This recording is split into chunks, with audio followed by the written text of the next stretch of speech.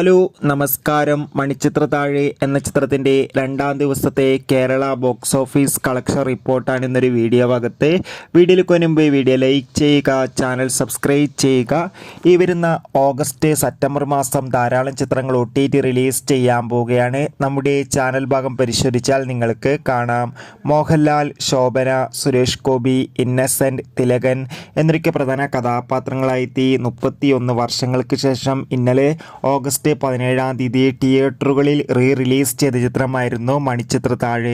ചിത്രത്തിന് ഒരു മികച്ച പോസിറ്റീവ് റെസ്പോൺസ് തന്നെയാണ് പുറത്തുനിന്നുകൊണ്ടിരിക്കുന്നത്. അതുകൊണ്ട് തന്നെ എല്ലാ സിനിമാ പ്രേമികളും ഏറെ ആകാംക്ഷയോടെയാണ് കളക്ഷൻ റിപ്പോർട്ടും അറിയാൻ വേണ്ടി കാത്തിരിക്കുന്നത്.